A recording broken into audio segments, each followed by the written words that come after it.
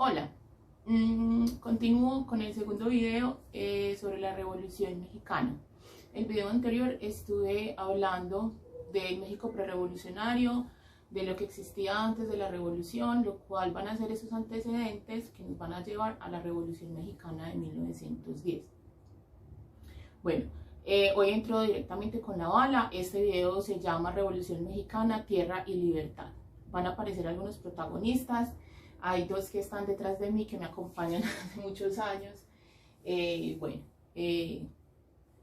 por alguna razón que de pronto hoy quedará clara, siento profunda admiración por ellos, especialmente por el señor Emiliano Zapata. Ok, bien, entonces hablaba como cerrando, cerrando el video anterior y que sirve como empate para arrancar acá.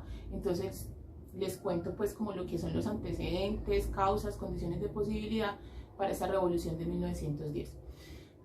Habíamos hablado pues que México después de la independencia había sido un país, digamos, se había quedado en gran desorden, un país que había quedado en una gran pobreza, un país que no tenía carreteras, con gran desempleo, una pérdida gradual de la tierra por parte de los pueblos y de los indígenas, azotado por bandoleros, bueno, un país que socialmente está desorganizado y políticamente también.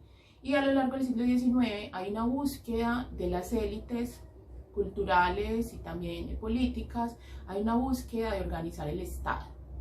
Es necesario organizar el Estado para poder progresar, ¿ok? Entonces, aunque hay una búsqueda de Estado, ¿cierto? Y también de crear una comunidad imaginada, es decir, la nación, entonces, digamos que no se les ha dado mucho.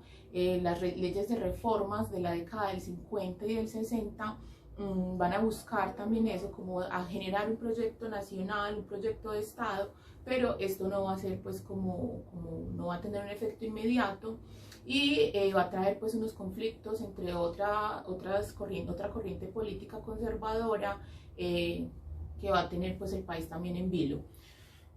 Aparece para el año de 1876 un nuevo presidente para México, que es el presidente Porfirio Díaz, que se monta por parte del Partido Liberal digamos, empieza a consolidar las ideas, que parte de las ideas, no todas, que venían en la Constitución de 1857. Porfirio Díaz va a durar en el poder 30 años, como más de 30 años, y va, digamos, a hacer la solución de las élites mexicanas para poder consolidar ese Estado. Entonces, ¿qué pasa? ¿Cuáles son los logros políticos del gobierno de Porfirio Díaz? Pues uno tiene que ver con la modernización del Estado y la modernización del país en términos materiales, un Estado que se consolida, que se burocratiza, un Estado más regulador, un Estado positivista, pero con fuertes planteamientos liberales. Ese es, en resumidas cuentas, el gobierno de Porfirio Díaz. Es decir, es un gobierno de mano fuerte que lo que hace es estructurar el Estado, convertirlo en un Estado moderno, por lo tanto va a tender hacia la individualización, ¿cierto? A llevar cada vez más el individualismo y obviamente las ideas del capitalismo. Estas ideas del capitalismo y ese neoliberalismo de Porfirio Díaz entonces van a generar una gran inconformidad en los grupos subalternos, campesinos, indígenas, pequeños propietarios, porque hay una fuerte movilidad de la tierra. Recuerden, en el siglo XIX los liberales latinoamericanos lo que más hacen es otorgarle a la tierra el valor comercial, un valor que antes era diferente pues en la sociedad del antiguo régimen, y para las sociedades ancestrales la tierra adquiere otros valores. Para los liberales hay valores sencillamente comerciales, es decir, es efectivo, es dinero, y al modernizar el Estado, entonces la tierra, además que es uno de los medios de producción y de la propiedad más importante del capitalismo en América Latina, entonces se tiene que individualizar. Entonces tenemos en México una élite cultural, digamos, la desigualdad de América Latina proviene desde hace mucho tiempo, y en el siglo XIX va a estar, y entonces tenemos unos grupos subalternos pobres, indígenas, campesinos, obviamente mestizos, los pueblos, ¿cierto?, que van a estar allí. Un Estado, un país sin carreteras, un Estado lleno de mercenarios, un Estado lleno de bandoleros. unos criollos que vienen desde el antiguo régimen y nuevas clases emergentes que se van a adaptar a esa idea de los criollos, ¿cierto? De una élite cultural. Básicamente van a ser comerciantes y profesionales liberales, abogados, también algunos militares, que van a ser parte de la política. Los que van a trabajar la tierra van a ser obviamente campesinos con diferentes formas de trabajo de la tierra, y también unos grandes haciendas. Las haciendas van a ir creciendo a lo largo del siglo XIX, despojando a los indígenas. Quiero que quede claro, durante el gobierno de Porfirio Díaz no es cuando se desalojan a los pueblos de las tierras, es desde todo el siglo XIX y sobre todo desde el proceso del liberalismo de mitad del siglo, de las reformas, de las leyes de reformas, especialmente con la ley Lerdo, donde empieza a despojarse a las comunidades y entregarles ya cada vez más terratenientes con más y más hectáreas, y donde también van a ingresar algunos extranjeros a tener parte de la tierra. Tenemos dos grandes instituciones a lo largo del siglo XIX. Por un lado tenemos la iglesia y por el otro lado tenemos el ejército. Un ejército no moderno, ¿cierto? Un ejército, digamos, todavía en la medida del antiguo régimen. Luego viene, para la década del 40 les hablé de la invasión estadounidense, del conflicto con Francia gracias a la incursión pues, que permiten los conservadores para instaurar una monarquía, esas leyes de reforma que son reformas liberales bastante radicales y trágicas sobre todo para la población más sensible, y el porfiriato. Definitivamente cuando miramos cuáles son las causas, en cualquier libro ustedes lo pueden encontrar. ¿Por qué estalla la revolución? La explicación más sencilla e inmediata es el porfiriato. Entonces, que Porfirio Díaz era un dictador, y ahí empieza un proceso pues como en contra de la dictadura de Porfirio Díaz. Pero como historiadores sabemos que las cosas no son tan sencillas en la vida y que realmente hay unos antecedentes que son de mediana y de larga duración, como es lo que he venido ilustrando.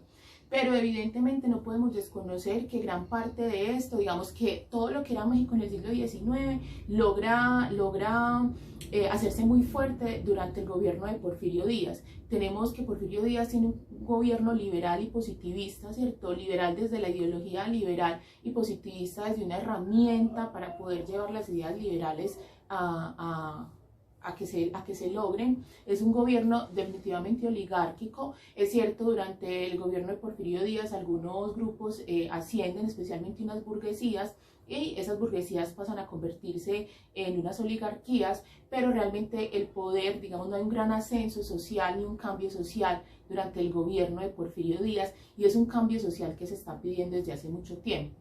Porfirio Díaz representa un cambio político en términos de la fortaleza del Estado. Porfirio va a fortalecer el ejército, entonces por lo tanto va a ser un gobierno bastante autoritario que va a reprimir huelgas, que va a ser bastante nocivo para la libertad de prensa, para la oposición, en fin. Porfirio Díaz también manifestó no había atacado a la iglesia, y durante el gobierno de él en 1994 se crean leyes que van a seguir el proceso histórico de la tierra en México, que es la pérdida, ¿cierto? Con estas leyes, la pérdida de tierra y de derechos sobre la tierra de algunos pueblos originarios.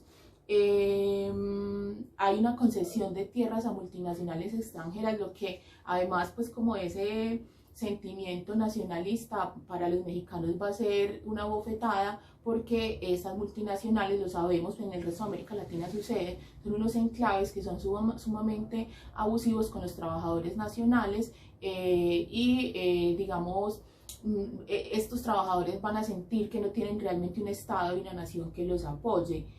Efectivamente, al gobierno de Porfirio Díaz se le debe en México la modernización, crea cientos y cientos de kilómetros de líneas férreas, hay una exportación de minerales y de artículos y de productos agrarios, lo cual va a traer una riqueza para el pueblo mexicano, pero no obviamente para el pueblo mexicano, sino obviamente para los que son dueños de los medios de producción. Entonces vamos a ver que hay un progreso económico, pero hay una fuerte desigualdad social, falta de educación, hay muchas huelgas. Y aparece entonces en ese sentido a finales de la década del siglo XIX aparece entonces el Partido Liberal Mexicano en cabeza de unos jóvenes como los hermanos Flores Magón, especialmente en cabeza de Ricardo Flores Magón, que es el que más sobresale. Eran 3 hermanos, pero el que más sobresale es Ricardo. Fundan el Partido Liberal Mexicano, que es un partido diferente, que es un partido que quiere, digamos, recuperarse de ese antiguo liberalismo, esas ideas de la reforma, de las leyes de reforma, y quieren sacar, o sea, no están de acuerdo con el gobierno de Porfirio Díaz. Entonces allí empieza un proceso que yo creo que es fundamental para cualquier tipo de revolución, que es la revolución desde la letra, ¿cierto? La revolución intelectual. Entonces estos señores, él y otros crean entonces varios periódicos, crean inicialmente en el año 1900 el periódico Regeneración, también van a crear el Hijo de Ahuizote, que son periódicos de la oposición y que obviamente van a recibir la censura del régimen de Porfirio Díaz, pero de eso lo hablaré en el tercer video sobre la Revolución Mexicana.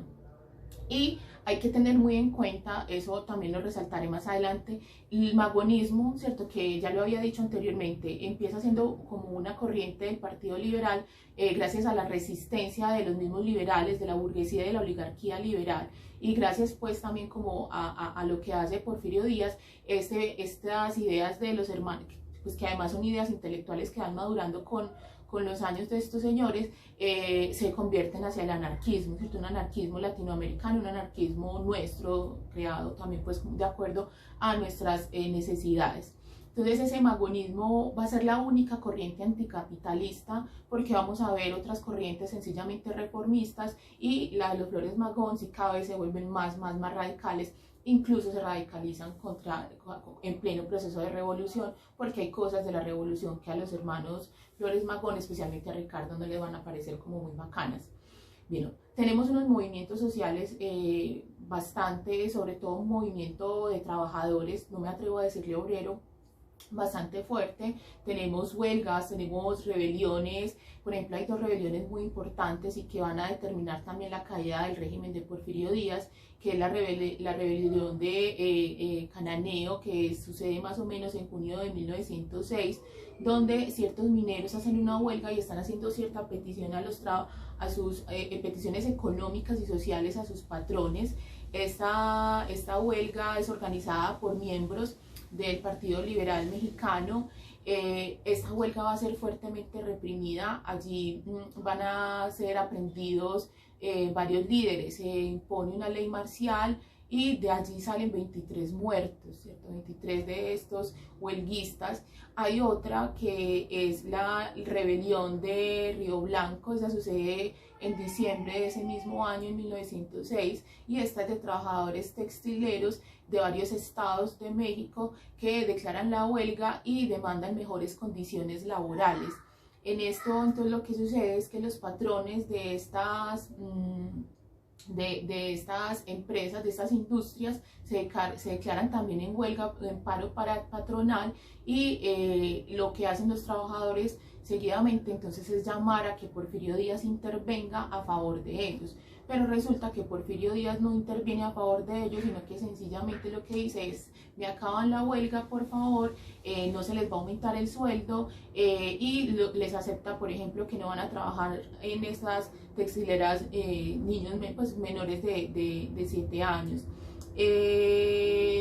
Los trabajadores entonces van a rechazar la decisión que tiene el señor Porfirio Díaz, se van a amotinar y los soldados van a llegar y decenas de obreros van a perder la vida, más los líderes sindicales, los líderes de la huelga van a ser fusilados. Bien, esas son 2 grandes huelgas. Eso aparece también narrado y criticado en el periódico de los Flores Magón, Regeneración. Todo esto va a generar un sinsabor, o sea, cada vez hay más sinsabor dentro de los grupos subalternos. Estamos hablando de millones de personas en México que están en una condición de desigualdad terrible, y ese sinsabor entonces tarde o temprano va a estallar. empiezan a hacerle críticas a la supuesta paz de Porfirio Díaz, paz de la que hablaba en el anterior video, y es que la paz, dice, la paz no existe, la paz sencillamente es una paz impuesta por la fuerza, donde no se están escuchando las demandas y las necesidades del pueblo mexicano. Con todo esto que sucede, en 1908 Porfirio Díaz dice, bueno, yo creo que ya estoy listo, perdón, que ya México está listo, que yo ya me puedo retirar, entonces voy a convocar a elecciones para el año de 1910, que se presente la oposición, que se presente el que se quiera presentar, porque ya México, digamos, tiene la posibilidad y la madurez para poder tener otro gobierno que no sea el gobierno de Porfirio Díaz. Efectivamente, entonces, allí va a aparecer una de las figuras más importantes de la revolución, que va a ser el señor Francisco Madero. Bueno, hay dos personas aptas como para suceder a Porfirio, está el señor Francisco Madero y está el señor Bernardo Reyes, pero Francisco Madero va a ser el determinante. Madero en 1908 escribe el libro La sucesión presidencial y va a fundar el Partido Democrático Independiente. Va a ser una cuestión que también habían hecho los hermanos Flores Magón, además él tiene relación con los hermanos Flores Magón y va a crear unos clubes antireeleccionistas por el resto del país, ¿cierto? Entonces son varios grupos, como Porfirio Díaz ve, él crea alrededor de 120 clubes antireelección. Como Porfirio Díaz ve que este señor definitivamente tiene bastante apoyo, decide entonces apresar a Madero, lo encarcela, ¿cierto? Y cuando suceden las elecciones, lo que sucede es que el señor Madero está en la cárcel por conato de rebelión, ¿cierto? Y por levantarse en contra del gobierno nacional. ¿Qué hace? Madero entonces huye a Estados Unidos y escribe hay varios documentos muy importantes que salen de la Revolución Mexicana, y uno de ellos va a ser entonces el plan de San Luis de Potosí. Allí él escribe este plan donde hace un llamado a levantarse en armas el 20 de noviembre de 1910. Para el 20 de noviembre de 1910, Porfirio Díaz ya va a ser presidente nuevamente de México, efectivamente por unas reelecciones que se van a considerar fraudulentas, que históricamente está demostrado que son fraudulentas. ¿Qué dice el plan de San Luis de Potosí? Se los voy a leer porque es un documento histórico realmente importante. Dice Madero: los pueblos, en su esfuerzo constante porque triunfen los ideales de la libertad y justicia, se ven precisados en determinado momento histórico realizar los mayores sacrificios. Nuestra querida patria ha llegado a uno de sus momentos, una tiranía que los mexicanos no estábamos acostumbrados a sufrir desde que conquistamos nuestra independencia. Nos oprime de tal manera que ha llegado a hacerse intolerable. En cambio, de esa tiranía se nos ofrece la paz, pero es una paz vergonzosa para el pueblo mexicano, porque no tiene por base el derecho sino la fuerza, porque no tiene por objeto el engrandecimiento y prosperidad de la patria, sino enriquecer a un pequeño grupo que, abusando de su influencia, ha convertido los puestos públicos en fuente de beneficios exclusivamente personales, explotando sin escrúpulo todas las concesiones y contratos lucrativos. Luego, más adelante, invita el 20 de noviembre. Entonces dice: el día 20 del mes de noviembre, de las 6 de la tarde en adelante, todos los ciudadanos de la República tomarán las armas para arrojar del poder a las autoridades que actualmente gobiernan. Los pueblos que estén retirados de las vías de comunicación lo harán desde la víspera. Y más adelante, él mismo, refiriéndose a Díaz, él mismo justificó la presente revolución cuando dijo que ningún ciudadano se imponga y perpetúe en el ejercicio del poder, y esta será la última revolución. Luego dice: si en el ánimo general de Díaz hubiese pesado más los intereses de la patria que los sórdidos intereses de él y de sus consejeros, hubiera evitado esta revolución, haciendo algunas concesiones al pueblo, pero ya que no lo hizo, tanto mejor. El cambio será más rápido y más radical, pues el pueblo mexicano, en vez de lamentarse como un cobarde, aceptará como un valiente el reto, y ya que el general Díaz pretende apoyarse en la fuerza bruta que imponerle la fuerza bruta para imponerle un yugo ignominioso al pueblo, recurrió a la misma fuerza bruta para suceder ese yugo, para arrojar a ese hombre funesto del poder y para reconquistar su libertad. Conciudadanos, no vaciléis, pues un momento tomad las armas, arrojad el poder a los usurpadores, recobrad vuestros derechos de hombres libres y recordad que nuestros antepasados nos legaron una herencia de gloria que no podemos mancillar. Sed como ellos fueron, invencibles en la guerra, magnánimos en la victoria. Entonces, después, claro, de que todo esto sucede, empieza a ganar adeptos en todo el país y van a lograr derrocar el ejército federal.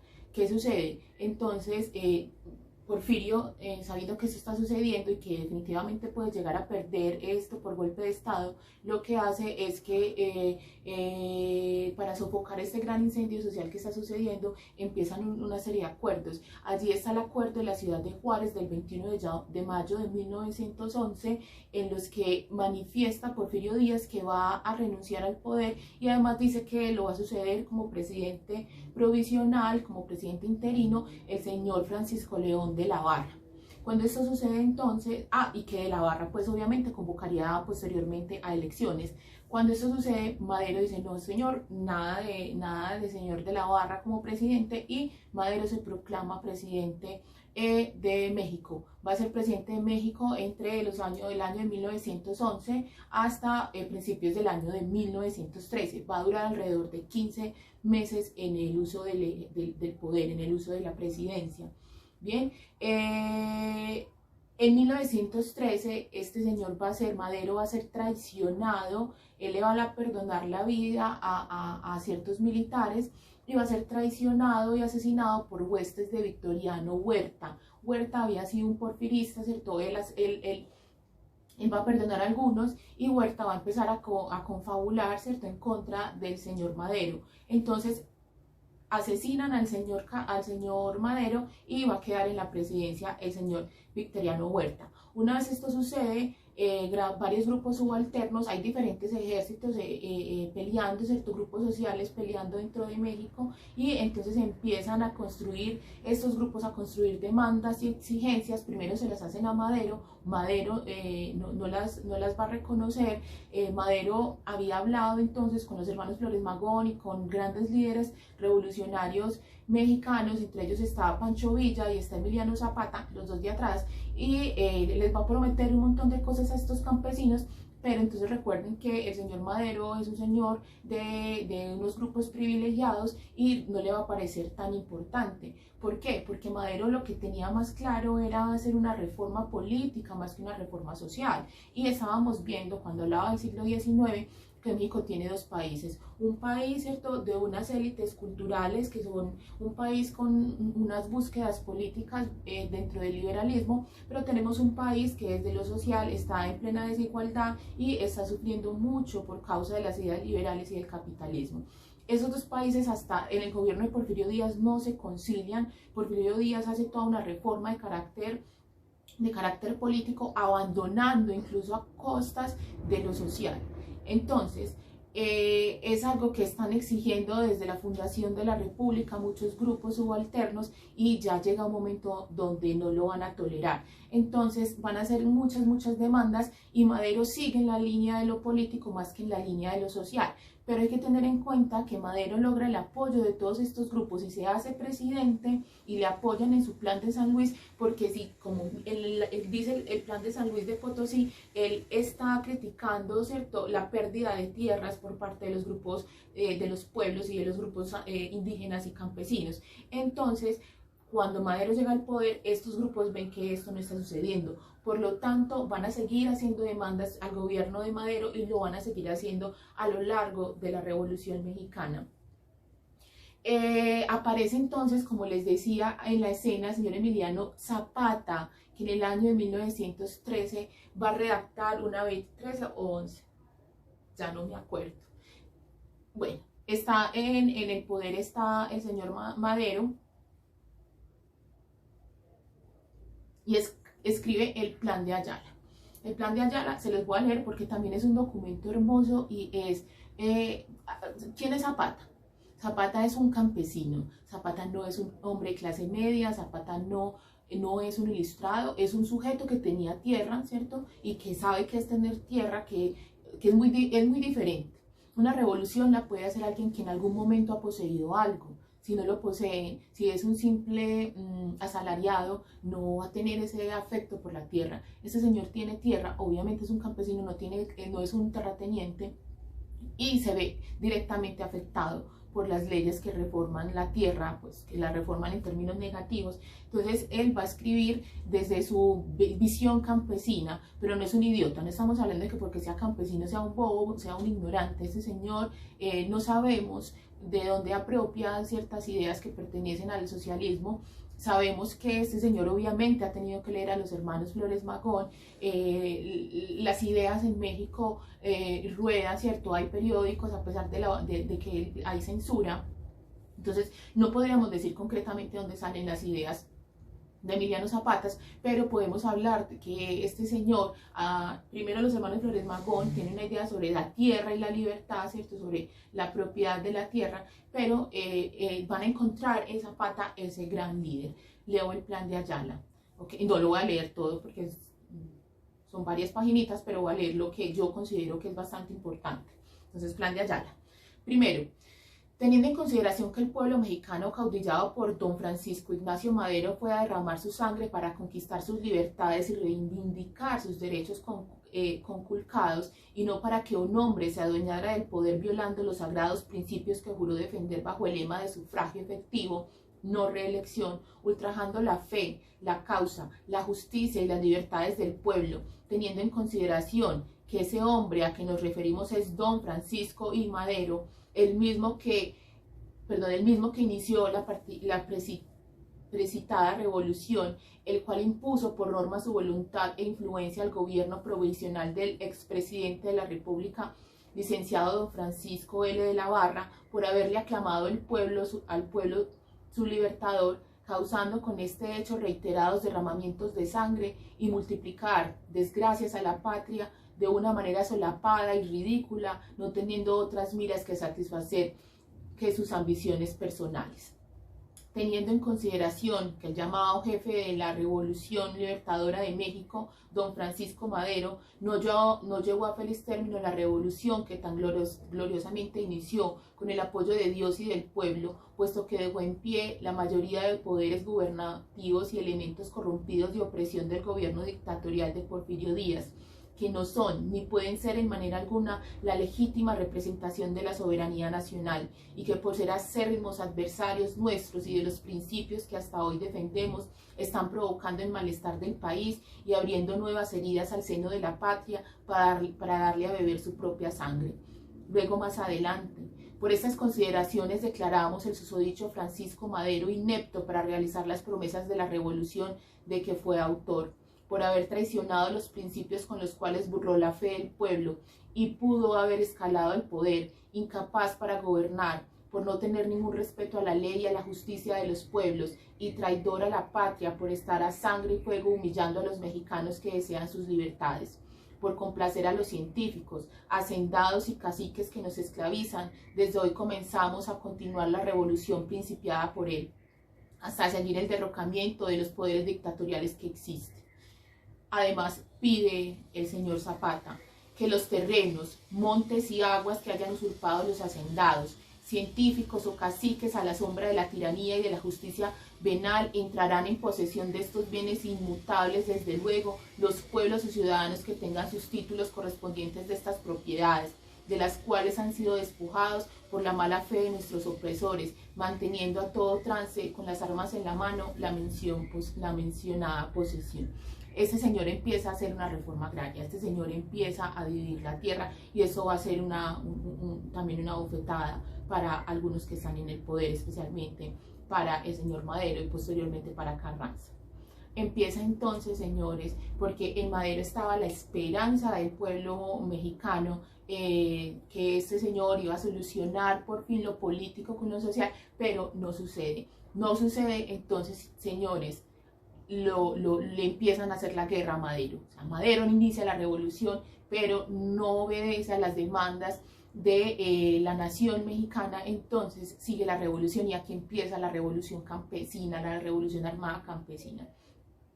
Además de eso, Madero es traicionado. Madero, como les dije, se había perdonado a algunos miembros de la dictadura y además había nombrado a algunos de ellos en unos cargos. Entonces va a ser traicionado por el militar Victoriano Huerta y lo va a asesinar, ¿cierto? Lo va a apresar y lo va a asesinar y van a hacer este tratado, o sea, se van a confabular y van a hacer este tratado en la embajada de los Estados Unidos entre el señor Victoriano Huerta y Félix Díaz con el aval del embajador de los Estados Unidos, que no está muy interesado en que el señor Madero siga en el poder.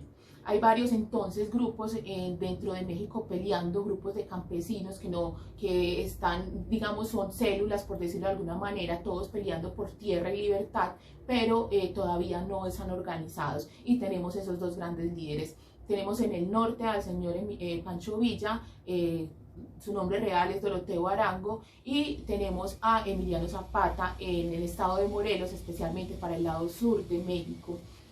Listo. Hay otro que va a ser otro sujeto muy importante que lo vamos a ver mucho a lo largo de estos años, que va a ser el señor Venustiano Carranza, ¿cierto? Que va a empezar, ¿cierto? La segunda, una vez asesinan a Madero, se monta el señor Huerta, lo que sucede es que se crea el ejército constitucionalista, y van a derrocar al señor Huerta, lo van a sacar del poder. Entonces va a llegar al poder un nuevo personaje, Venustiano Carranza. Este señor va a empezar lo que va a ser la segunda fase de la Revolución Mexicana a partir de 1913 y va a escribir el Plan de Guadalupe. Ellos viven planeando, miren, todos, o sea, hay unos proyectos políticos allí bien claros. Entonces Carranza va a hacer el Plan de Guadalupe y va a crear a los y va a ser parte de los constitucionalistas. Bien, el Plan de Guadalupe, también conocido como el Manifiesto de la Nación, va a desconocer a Huerta como presidente, va a desconocer el poder legislativo y el poder judicial nombrado por Madero y también por Huerta. Se desconoce el gobierno, cualquier gobierno de estado regional que reconozca a Huerta como presidente. Y el ejército constitucional entonces le da el poder a Victoriano Carranza y lo nombra presidente de México, quien es el que se va a encargar de citar a elecciones para la presidencia. Entonces, con todo esto que sucede, Huerta, con la presión que está sucediendo, Huerta va a tener que renunciar a esa presidencia que había obtenido por golpe. Carranza va a llamar entonces, una vez es presidente, va a llamar a la convención de Aguascalientes. En esta convención se van a reunir varios líderes, pero allí se va a dar entonces la alianza entre Pancho Villa y Emiliano Zapata. Y en esta alianza ellos van a decir, son los líderes más fuertes, campesinos más fuertes, y ellos van a decir, no reconocemos a Carranza como presidente de México. Bien, en 1914, entonces después de la constitución de Aguascalientes, Villa y Zapata van a reconocer al señor Eulalio Gutiérrez como presidente provisional y le van a quitar o no le van a dar su apoyo a Carranza. Sigue la lucha armada, siguen peleando por la tierra. Y ambos ejércitos, el de Pancho Villa y el de Emiliano Zapata, van a entrar a la Ciudad de México. Hay una foto donde están sentados ellos dos, que es una de las fotos más importantes de la Revolución Mexicana, que es el encuentro de estos señores en Ciudad de México. Están sentados ambos y están pues como discutiendo, es una discusión donde quién va a ser el presidente de México. Pero resulta que es que a ninguno de estos dos señores les interesa ser presidente de México. Bien,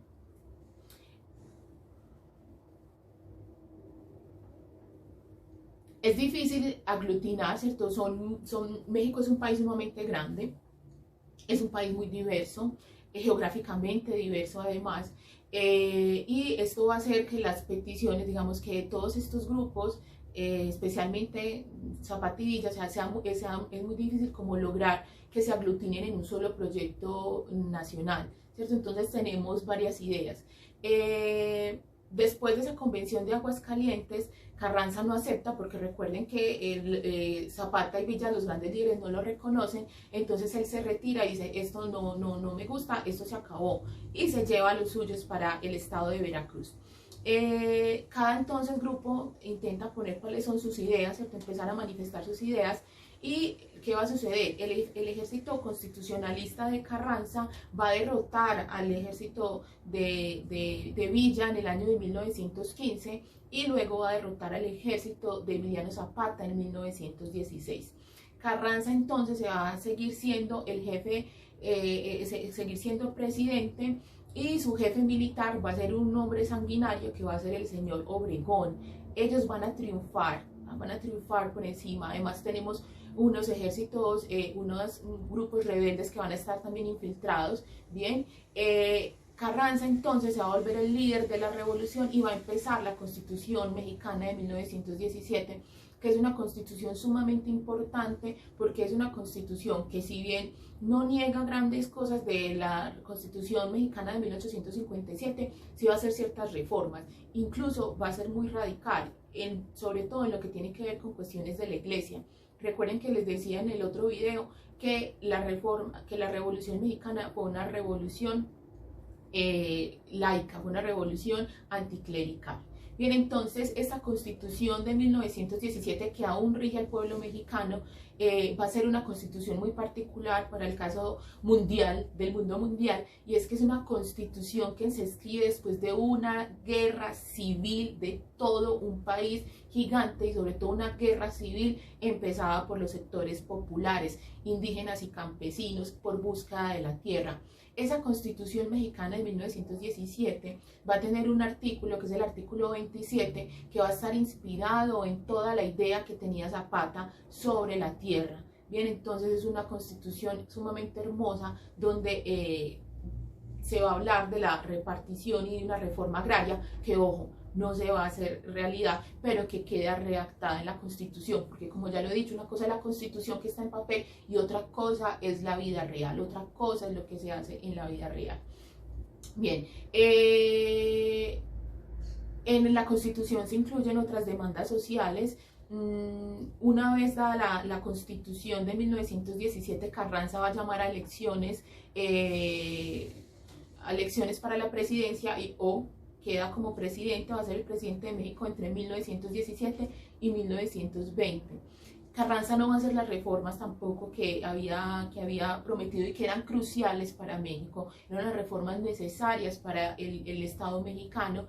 Y en 1919 Carranza va a matar a Emiliano Zapata, lo va a traicionar, o sea, va a ser toda, hay varias películas sobre Zapata, y pueden ver cómo eso sucede. Zapata es citado para hablar. Zapata sigue en la guerra no ha acabado, hay constitución y todo, pero saben, ellos hasta que realmente no vean que tienen tierra y libertad, ellos no van a descansar. Zapata sigue y Villa sigue siendo líderes sumamente importantes.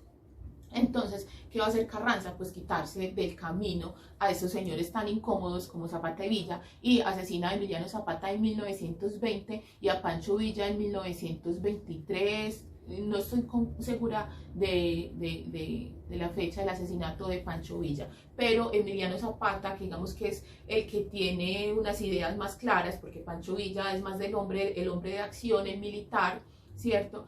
Zapata es un hombre, digamos, más tranquilo y más sensato, y él sí tiene pues como unas ideas, digamos que intelectualmente más cercanas a poderse realizar, porque las puede redactar. Ojo, esta es la historia de la eterna traición, esa es la política. En 1920, entonces les había dicho, Carranza, presidente ya, o sea, elegido 1917-1920. Entonces, en 1920, Álvaro Obregón traiciona a Carranza y lo asesina, aliado con el señor Adolfo de la Huerta y Plutarco Elías Calles. Bien, Plutarco Elías Calles va a ser entonces también presidente de México. van a escribir el plan de Agua Prieta, en el que desconocen a Carranza como presidente y a todos los gobiernos estatales que lo apoyan, es decir, golpe de Estado y traición y asesinato a Carranza. Álvaro Obregón va a ser el presidente de México hasta 1924, va a ser el primer presidente mexicano que logra cumplir todos sus 4 años de presidencia, porque Carranza literalmente no lo pudo hacer. Bien, ¿qué va a hacer el señor Álvaro Obregón? Dura hasta el 24, va a normalizar la vida institucional del Estado mexicano, va a reorganizar la economía, va a dedicarle mucho a la educación y mucho a las artes. Esa es una de las características más interesantes de la, digamos, Revolución Mexicana a partir de 1920, es decir, después del asesinato de estos líderes militares campesinos.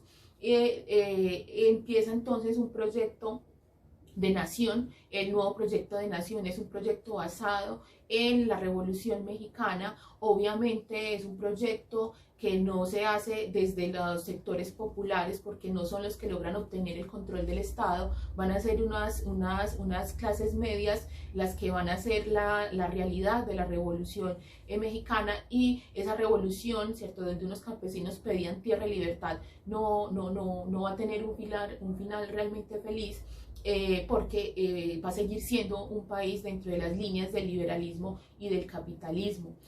Álvaro Obregón, como les digo, hasta el 24, y luego lo va a seguir en el poder Calle. Más adelante, para 1934, va a haber un presidente sumamente importante para México, que es el señor Lázaro Cárdenas. Lázaro Cárdenas va a volver a esas ideas populares de la revolución, y él va a ser el encargado de que ese artículo 27 se haga realidad, es decir, la reforma agraria solicitada por los pueblos mexicanos se va a hacer realidad durante el gobierno de Lázaro Cárdenas. Pero esa ya es una historia.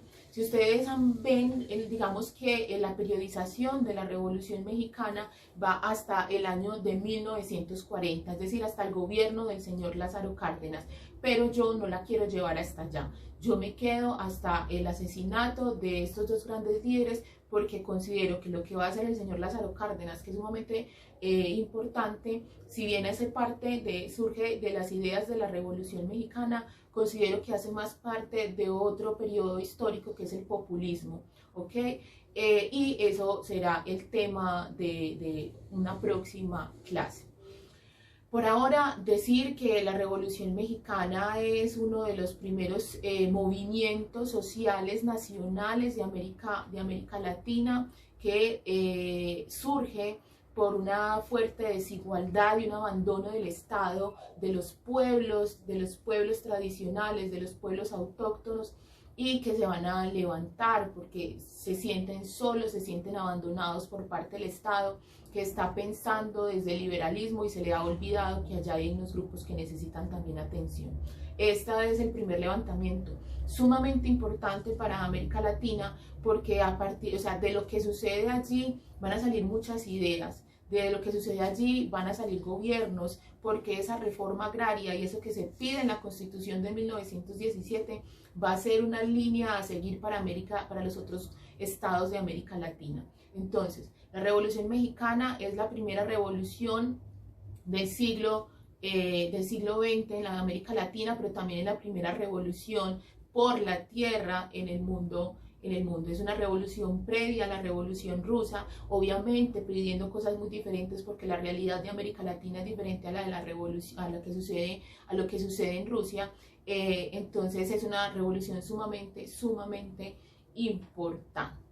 Bueno, estos son los acontecimientos. Aquí no hay tanta explicación ni conceptualización. En el próximo video les voy a estar hablando sobre el pensamiento de la Revolución Mexicana. Yo creo que los seres humanos piensan y luego actúan, a veces actúan y luego piensan, también es cierto, pero cuando estamos hablando de revoluciones y cuando estamos hablando de grandes procesos históricos como el de este caso, tienen que haber unas líneas de pensamiento. Entonces, en el próximo video les voy a estar hablando de esas líneas de pensamiento. Voy a hablar de los hermanos Flores Magón, de la vida intelectual mexicana previa a la Revolución Mexicana, durante la Revolución Mexicana. Voy a hablar de quiénes son esos actores intelectuales de la Revolución y voy a estar diciendo qué ideas logran realmente ser exitosas, qué ideas de la Revolución logran ser exitosas. Bueno, ahí los dejo, muchas gracias, como siempre, por favor suscríbanse, por favor compartan el video y bueno, espero que les haya gustado, un abrazo para todos y todas, chao chao.